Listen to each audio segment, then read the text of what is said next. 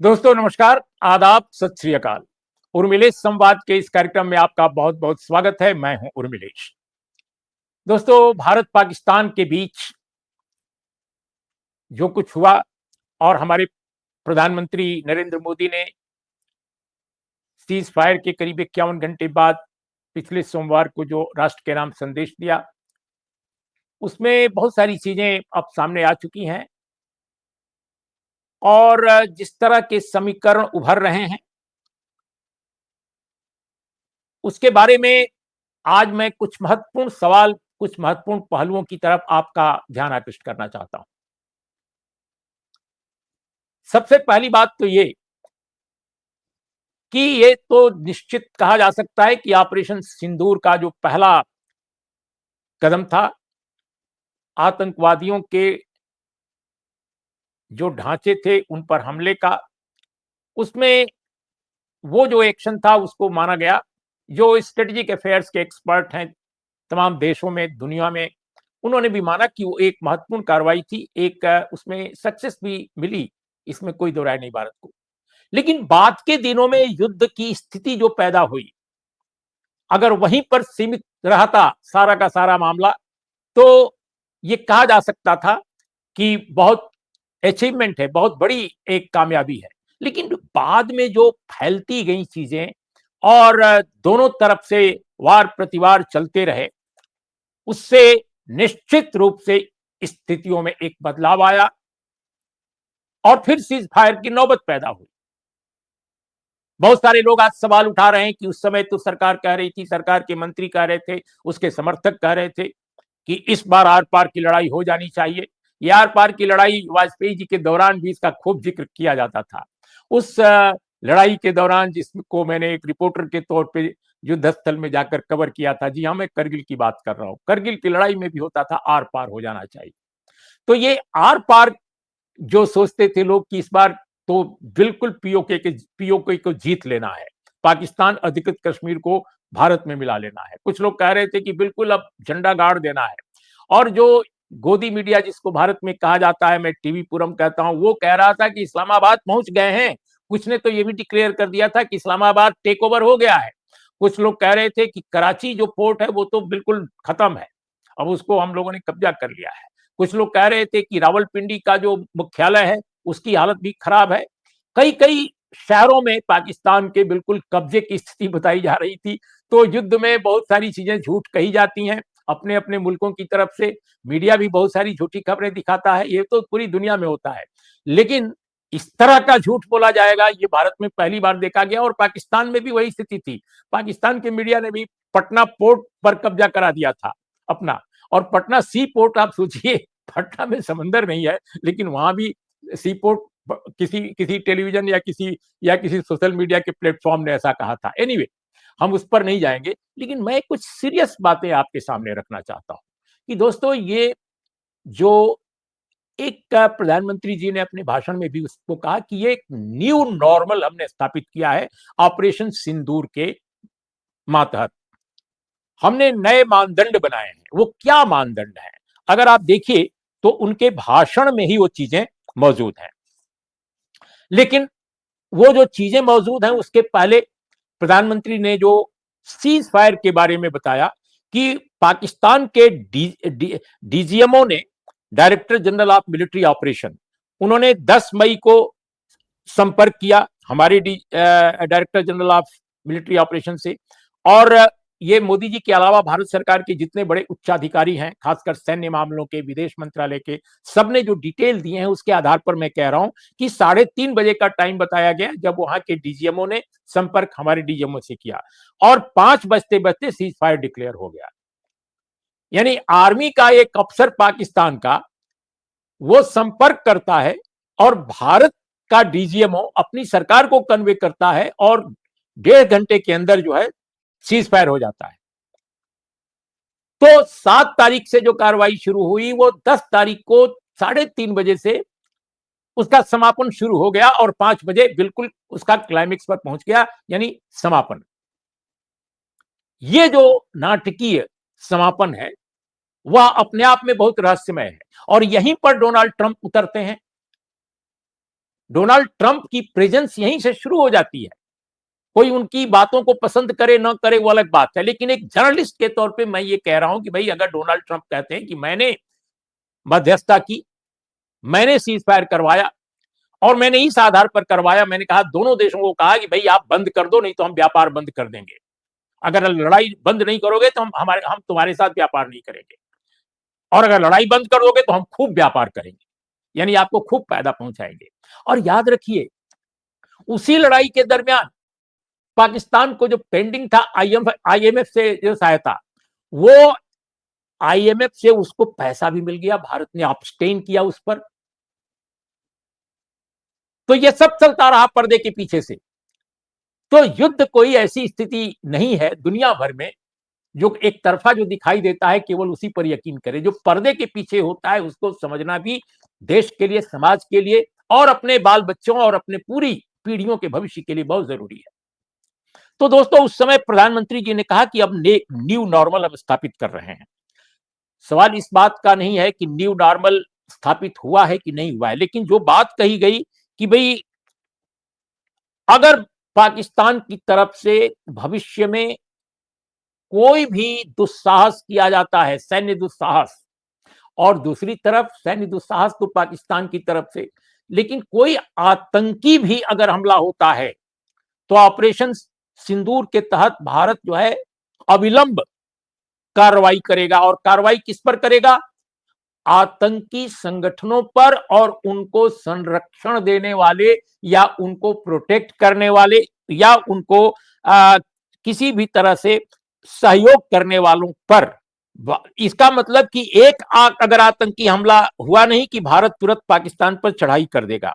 फिर पाकिस्तान कैसे जवाब उसका देगा? जाहिर है अगर अगर भारत सैन्य कार्रवाई करता है तो पाकिस्तान सैन्य कार्रवाई को का जवाब देगा, उसी तरह से जैसे इस बार हुआ 7 और 10 के बीच में। तो दोनों तरफ से एक सैन्य टकराव की स्थिति पैदा होने जा रही है। तो ये क्या न्यू नॉर्मल है? क्या एक सामान्य स्थिति है? न्यू नॉर्मल का मतलब क्या होता है दोस्तों? बहुत सारे लोग हो सकता है कि ना समझें। न्यू नॉर्मल का मतलब ये होता है कि कोई चीज जो पहले से चली आ रही है वह किन्हीं खास कारणों से वो ठहर गई और एक नई स्थिति पैदा हो गई, और उस नई स्थिति में जो नए मानदंड गढ़े गए, नए मानदंड, नए तौर तरीके जो अपनाए गए, वो न्यू नॉर्मल यानी वो वही नियम बन जाते हैं, वही एक प्रतिमान बन जाते हैं, वही मानदंड बन जाते हैं। इसको न्यू नॉर्मल कहा जाता है। ये नया शब्द नहीं है। इसका क्या मतलब है दोस्तों? इसका मतलब है कि कोई डिप्लोमेटिक चैनल से किसी बिहाइंड द कर्टेन कोई किसी भी तरह की पहलकदमी के लिए भारत और पाकिस्तान के बीच कोई जगह नहीं बची है। मध्यस्थता के लिए कोई जगह नहीं बची है। भले ही डोनाल्ड ट्रंप कह रहे हो कि मध्यस्थता उन्होंने इस बार कराई, अमेरिका ने ये सब कुछ कराया है, लेकिन भारत इसको नहीं मानने को तैयार है। एक जर्नलिस्ट के तौर पे हम केवल ये बात कह रहे हैं कि भाई अगर डीजीएमओ के स्तर पर ही ये पूरा का पूरा सीज फायर हो गया तब तो दुनिया के इतिहास में ये अनोखा युद्ध था। भले ही फुल फ्लेजेड वॉर की घोषणा नहीं हुई थी, एक कन्फ्लिक्ट था, लेकिन लड़ाई तो थी। अब दोनों के सेनापति भी नहीं बैठे, दोनों के सेनापतियों में भी बात नहीं हुई, यानी हमारे सेनाध्यक्ष, डीजीएमओ जो उनके नीचे का एक अफसर है, उसके फोन से सब कुछ तय हो गया। तो बात कुछ हजम नहीं होती है। इसलिए कहते हैं कि डोनाल्ड ट्रंप जो कह रहे हैं, मैं कोई अमेरिकी राष्ट्रपति का समर्थक नहीं हूं, न उनका उनका हिमायती हूं और न उनका एडमायरर हूं। लेकिन अमेरिकी राष्ट्रपति जब कह रहे हैं तो इतने साधारण आदमी वो नहीं है। ठीक है, वो बहुत सारी बातें बोलते रहते हैं, इसमें कोई दो राय नहीं है, लेकिन बहुत सारी बातें इसलिए बोलते रहते हैं कि वो बोलने पर उनको कोई कंट्रोल नहीं है। अब बहुत सारी चीजें सच बोल देते हैं, बहुत सारी चीजें गलत भी बोलते हैं। अब वो कहते हैं कि जम्मू कश्मीर वो कहते हैं कि कश्मीर को लेकर भारत पाकिस्तान सदियों से लड़ रहे हैं। अब उनको मालूम नहीं है कि कश्मीर का क्या मामला है, भारत पाकिस्तान का बंटवारा कब हुआ है, उनको मालूम ही नहीं है। और तो ये सब बातें अलग है, लेकिन एक एक एक दुनिया के एक बड़े ताकतवर मुल्क का राष्ट्रपति अगर कह रहा है कि भाई हमने बिहाइंड द कर्टन करवाया सब कुछ, और हमने क्यों करवाया? ये सब धमकी देकर करवाया। हमने दोनों को बताया कि तुम लोग ऐसे करोगे दोनों देश तो हम भाई कुछ नहीं करेंगे तुम्हारे साथ व्यापार, और इसके बाद दोनों सहमत हो गए। हो सकता है कुछ और कारण हो जिनका पता नहीं चला हो, और हो सकता है कि डोनाल्ड ट्रंप बताना भी ना चाहते हो सकता है कि कोई और आर्थिक कारण हो सकता है कोई और फैक्टर्स हो इस युद्ध के अचानक थमने के। क्योंकि आरएसएस बीजेपी के लोग तो हमेशा कहते थे कि अगर लड़ाई हम करेंगे तो इस बार पीओके ले लेंगे, पाकिस्तान ऑक्युपाइड कश्मीर ले लेंगे। और भारत सरकार, हमारी सरकार ये कह रही है कि इस लड़ाई में हम बहुत आगे बढ़ चुके थे, हम ऊपर थे, पाकिस्तान बहुत नीचे था। और पाकिस्तान वाकई छोटा देश है भारत के मुकाबले, हमारी सेना के आगे उसकी सेना कुछ भी नहीं है। हमारी सेना बहुत इफिशियंट, डिसिप्लिन्ड और प्रोफेशनल आर्मी है दुनिया की, और प्रतिष्ठित, ये प्रतिष्ठा भी उसकी है। हमारे मुकाबले पाकिस्तान की आर्मी उस तरह की नहीं है। वहां तो आर्मी के बड़े अफसरान राजनीति में ज्यादा दिलचस्पी लेते हैं और बिजनेस में, इंडस्ट्रीज। वो हमारी आर्मी से कोई तुलना नहीं है उनकी। तो उस हिसाब से हमारी आर्मी ने चमत्कार दिखाया होगा, इसमें तो कोई दुरा नहीं। और उसने कमाल किया कई मामलों में। दुनिया के बड़े बड़े देशों की ओर से जो सहायता उनको मिली हुई थी पाकिस्तान को, उसको चकनाचूर कर दिया। लेकिन सवाल इस बात का है कि जो हमारा राजनीतिक जो नेतृत्व है वो 4 दिन के अंदर ही, यानी 7 से शुरू हुआ और 10 तारीख को समापन हो गया। हम युद्ध के विरुद्ध हैं। मैं तो युद्ध का समर्थक नहीं हूं, किसी कीमत पर युद्ध नहीं होना चाहिए। आज के दौर में युद्ध किसी समस्या का समाधान नहीं है। मोदी जी स्वयं उक्रेन और रूस के मामले में ये बात कह चुके हैं। लेकिन अगर हालात इस तरह के पैदा हो गए कि आपने स्ट्राइक की, तो आरएसएस बीजेपी तो कह रहे थे कि पीओके ले लो, लेकिन आप लिए बगैर चले आए। तो जब आप लिए बगैर चले आए जनाब, तो क्या कारण था? केवल डीजीएमओ एक कारण था कि उसका फोन आ गया और आपने मान लिया? कोई और भी तो कारण रहा होगा। हम नहीं जानते कि वो कारण क्या था। एक जर्नलिस्ट के तौर पे मैं बस उस कारण को जानने पर सवाल उठा रहा हूं कि लोगों को जानना चाहिए कि वो क्या कारण था, किन कारणों से थमा सब कुछ। हो सकता है कि रक्षा संबंधी कारण डिफेंस संबंधी कारण स्ट्रेटेजिक कारण हो सकता है इकोनॉमिक कारण हो सकता है पॉलिटिकल कारण हो सकता है डोनाल्ड ट्रंप ही कारण हो।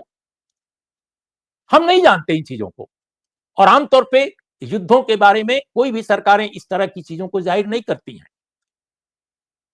लेकिन सच का संधान, सच की खोज, सच के बारे में एक पड़ताल, वो एक जर्नलिस्ट के लिए बहुत जरूरी है।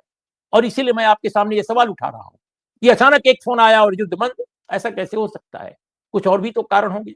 तो न्यू नॉर्मल क्या है? अगर मोदी जी ये कह रहे हैं कि भाई जैसे ही अगली बार कोई हमला होगा हम फिर चढ़ाई कर देंगे, अगर ये न्यू नॉर्मल है तो इस बार जो कुछ हुआ है उसका क्या मतलब रह जाएगा? क्या निगोशिएशन, समझौता, शांति स्थापना के प्रयास, इनकी कोई जरूरत नहीं रह जाएगी? मैं तो एक्सपेक्ट कर रहा था कि अब जम्मू कश्मीर पर कभी आतंकी हमला नहीं होगा, क्योंकि हमारी सरकार जो अति शक्तिशाली सरकार है, और उसने कहा भी था कि 2019 के बाद जम्मू कश्मीर से आतंकवाद हमेशा के लिए मिट गया है, जब से 370 खत्म हुआ है। तो हम तो सरकार पर यकीन कर रहे थे कि वाकई स्ट्रेटेजी ऐसी बनाई गई होगी कि कोई आतंकी हमला नहीं होगा। लेकिन पता चला कि जब पहलगाम में आतंकी हमला हुआ तो उस इलाके में एक भी पुलिस वाला नहीं था, एक भी सुरक्षा कर्मी नहीं था, सेना की बंदोबस्ती भी वहां नहीं थी, सीआरपीएफ भी नहीं थी, सीआईएसएफ भी नहीं थी। क्यों नहीं थी? ये एक सवाल उठा था। लेकिन आज हम वो सवाल नहीं उठा रहे हैं। हमारा ये सवाल है कि अगर दुनिया में कहीं भी कोई भी घटना हो जाती है, अमेरिका जैसे मुल्क में हो जाती है घटना, जर्मनी जैसे मुल्क में हो जाती है, फ्रांस जैसे मुल्क में कोई घटना हो जाती है टेररिस्ट अटैक की, क्रिमिनल गैंग्स हैं बहुत सारे, और बहुत सारे टेररिस्ट या क्रिमिनल गैंग्स हैं, उनको पैट्रोनाइज हो सकता है कि कोई देश कर देता हो, जैसे हमारे केस में पाकिस्तान करता रहता है। क्योंकि पाकिस्तान की सरकार स्वयं, जो इलेक्टेड गवर्नमेंट है, जो चुनाव लड़कर आती है, उसका कोई बहुत ज्यादा मायने पाकिस्तान में नहीं है। वहां सेना ही सब कुछ है, और सेना जो है, सच पूछे तो प्रधानमंत्री भी है, राष्ट्रपति भी है पाकिस्तान की। तो सेना में बैठे कोई वेस्टेड इंटरेस्ट अगर पेट्रोनाइज करके अटैक करा देते हैं, या कोई और तीसरी शक्ति करा देती है, कल्पना कीजिए, बहुत ही बुरी कल्पना यह है, लेकिन मैं एक बात कह रहा हूं, तो भारत क्या करेगा? अगर यही सिद्धांत बन गया है न्यू नॉर्मल, कि नहीं साहब, जैसे ही कुछ होगा हम भिड़ जाएंगे। तो ये जो अभी स्थितियां बनी हैं सीज फायर के बाद, उन स्थितियों की कंटिन्यूटी पर क्या असर पड़ेगा?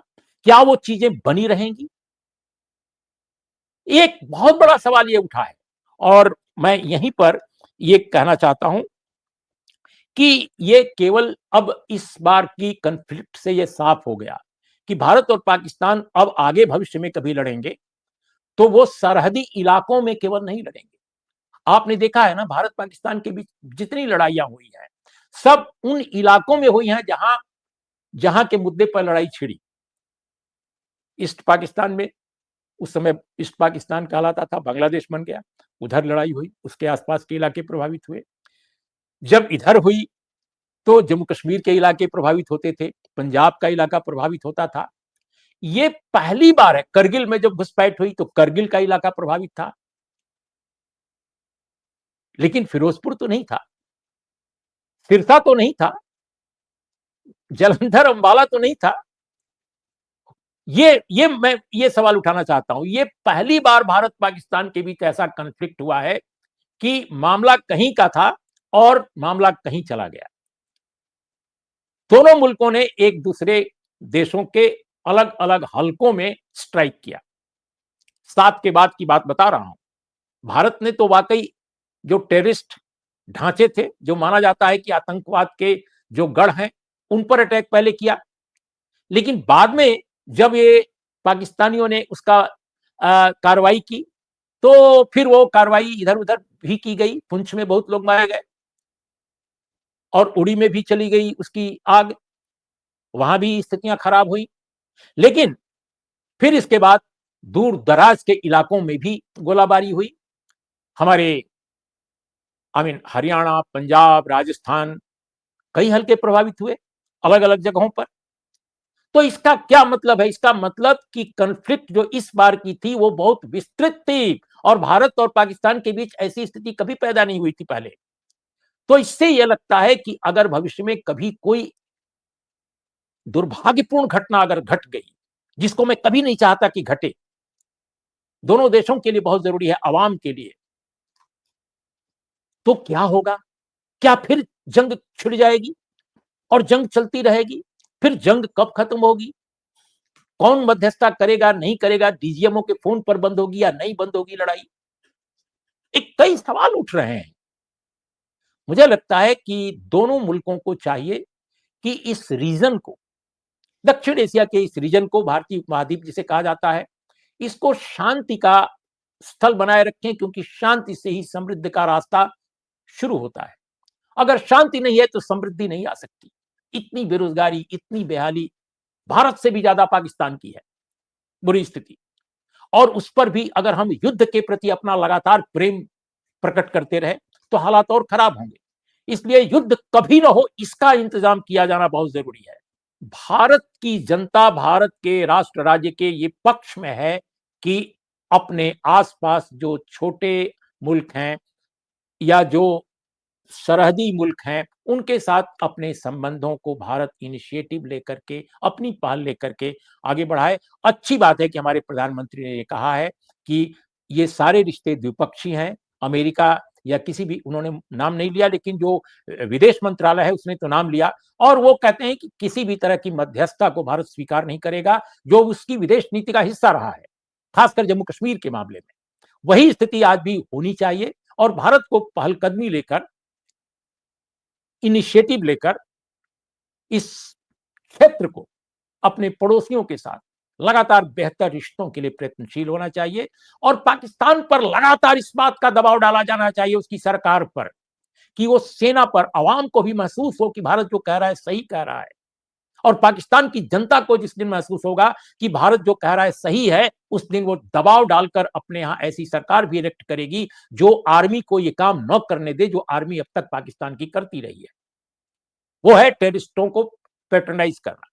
इसलिए मेरा मानना है दोस्तों कि जब तक, और ये हमने अभी पिछले दिनों इंटरव्यू किया था, कपिल कॉक जैसे एयर मार्शल ने कहा कि जब तक पाकिस्तान के सत्ता संरचना में बदलाव नहीं आता, तब तक वो जो टेररिस्ट कैंप्स हैं या टेररिस्ट जो आउटफिट्स हैं, उनको कंट्रोल करना या उनको पनपने से रोकना लगभग नामुमकिन है। इसलिए मेरा दोस्तों मानना है कि ये आपसी रिश्तों की बेहतरी से ही संभव होगा।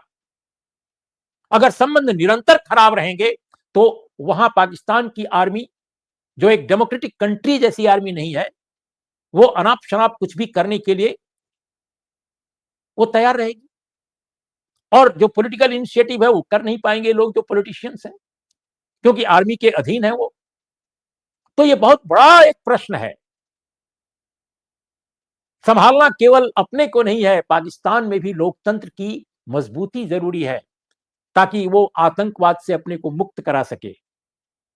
और जो आर्मी की एक तरह से सुप्रीमेसी है वो खत्म हो, आवाम की सुप्रीमेसी स्थापित हो। इन चीजों पर भी मुझे लगता है ध्यान देने की जरूरत है।